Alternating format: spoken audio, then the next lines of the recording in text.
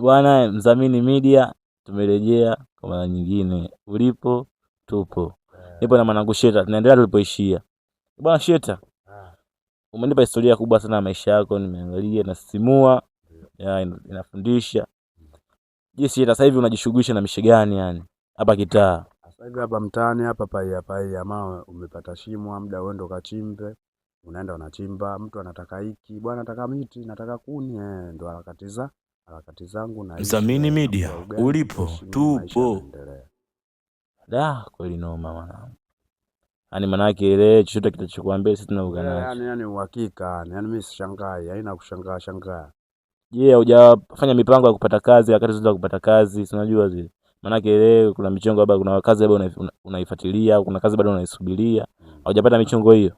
Michongo bwana ipo bwana. Ila nimeambiwa kwanza nitulie kidogo kwanza. Watu si unajua kwanza wanapima watu kwanza. Huyu tukimpa issue hapa hii atatulia au atakuwa Mdhamini Media, ulipo tupo. Nipo katika harakati hizo, si unajua.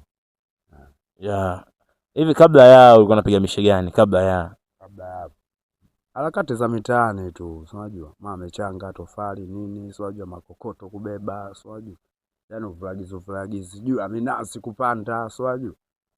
Yaani kiujumla au sio, lakini ufupi mimi na maana mimi sina mishe moja. Mimi harakati yote inawakaa mbele mimi napiga mwanangu, mimi sina kujivunga. Amini hapa tupo dunia nzima tuseme natutazama au sio? Imetokea mtu jamaa kweli kafuatilia historia yako, kweli historia yako imemuumiza. Kaona msana inabidi apate support maana yake kaenda jela karibia mara 4. Maana yake kajifunza. Hadi sasa hivi sijasikia tena masuala makesi ufanye kesi, mimi sijasikia kweli. Nimeona bwana shida zamani na shida sasa hivi tofauti. Akatokea mdau hapo akasema bwana mimi nataka nimsaidie, nataka nimpe kazi. Je, vipi, upo tayari au upo tayari? Mwanangu mimi nipo tayari mwanangu, muda wote tuna tuame hapa Morogoro. Twende hata Dar es Salaam huko Mbeya wapi fresh. Kweli maana nabii akubariki kwao sio?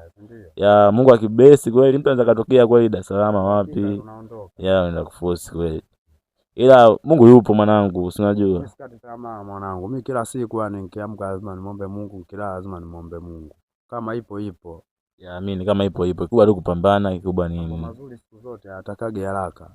Unaenda kidogo ndio maana hata mwanamke tupo unapomtongoza. Umemtongoza leo, anakuja kukupa mzigo mwakani. Kwa mambo mazuri hataki haraka, anataka mdogo. Kwa tukishakuwa na sisi tupo tayari kwenye level, tutafanya hivyo. Mdhamini Media, ulipo tupo. Mungu atabless, michongo itapatikana. Kawaida mwana. Kama unavyojua inshallah Mungu ataforce michongo itapatikana, kikubwa tu ibada. Kama unavyojua. Hapo usala ushafikia Mungu. Sasa kwa mfano Shida umepata kazi, yule mke wako ambao mmegombana, akakubali mrudiane naye. Upo nje ya Morogoro. Je, utakubali kurudi au utamvusha aje upokopo wewe? Sasa mimi hapo siwezi nikakubali tena kurudi huku. Kutokana na nini, kule sina kazi. Kwa hiyo nitakuwa busy na kazi. Yeye kama anakuja kule ninapoishi au sio? Aje tunakuja tunaendelea kuenjoy. Maisha mbwa sehemu yote mna enjoy. Hata kama ni tupo mnaweza mkakaa mkaenjoy. Au sio? Tangu uweze swali moja Shida. Katika maisha yako yani ni kilevi gani ambacho unakitumia ambacho unasema kilevi mwanangu asije kurudia tena, ni kwa sababu kutokana na kwamba kilevi hakina faida katika maisha yangu. Mdhamini Media, ulipo tupo. Kwanza Mbandandu, Valiamu, na nilikutana na mshikaji wangu si unajua kule Manzese kule, alikuwa atumia unga na mimi aliniingiza katika masuala hayo si unajua. Nilitumia kidogo ila nikaja mimi nikaushiti. Ila hapa nilipo sasa hivi mimi kilevi changu bange tu. Ndio naipenda vibaya mno. Kweli. Kwa unga ushatumia, Mbandandu ushatumia? Nishanunua sana unga. Nilikuwa naendaga na mwanangu, nachukua mzigo tunatembea. Ni kitu gani ambacho kilichokufanya bwana akasema bwana ili swala hili acha nao kwa sababu nanipeleka lesi? Yaani kitu gani yani? Mimi bwana niliacha kutokana na nini, ukishavuta vile pale vitu kwanza unakuwa kama uoni, alafu unajiamini sana. Dakika mwisho yani unaweza ukachukua kitu cha mtu pale mwenyewe kakaa pale, wewe ukaenda ukachukua kama cha kwako yani. Unajua?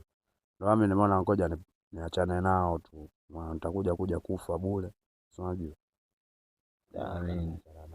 Je, hauje amna yote ambayo kutokea labda la bange au mpo maskani siku mmetulia nasikiliza vitu vyenu wazee wakaingia, haijai kwa kuta kwa kitu? Mimi nishakutokewa na hilo jambo hilo.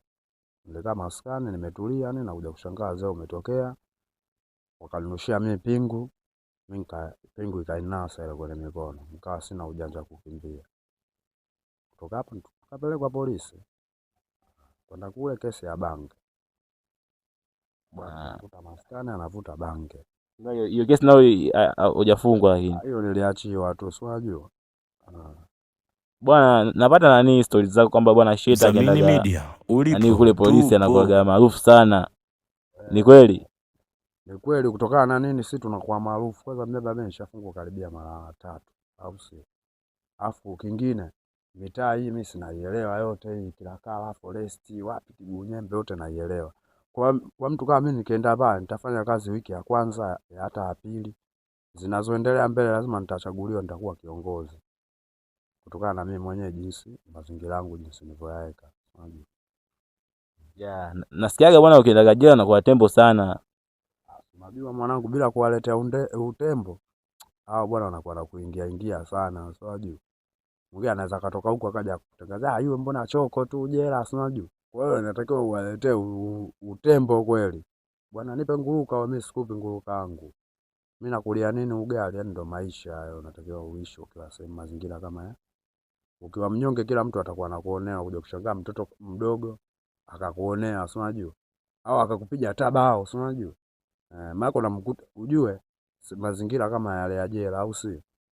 Jela unakutana na vizazi tofauti.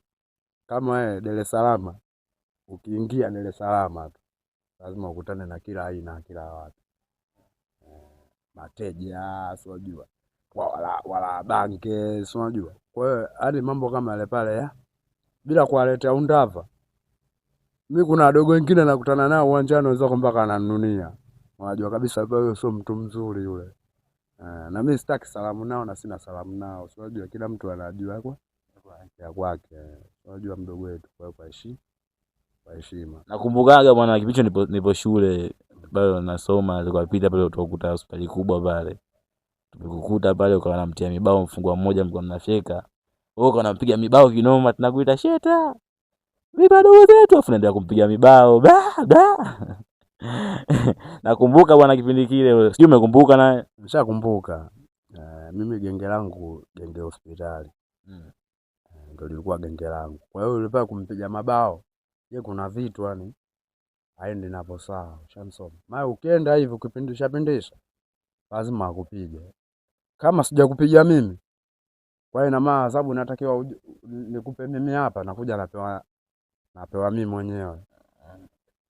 Yaani kiongozi naye anapewa adhabu endapo naye kakosea au kakeuka masharti. Kwa hiyo hapa mimi ningesema hapa nimchekee yule pale. Baadaye ningepigwa mimi, uongozi ningetolewa, si mpumbavu wewe. Dakika mwisho mimi ningekuwa sina uongozi, nashikishwa jembe na lima. Shansoma, ndo maisha ya kule jela unapotakiwa uishi.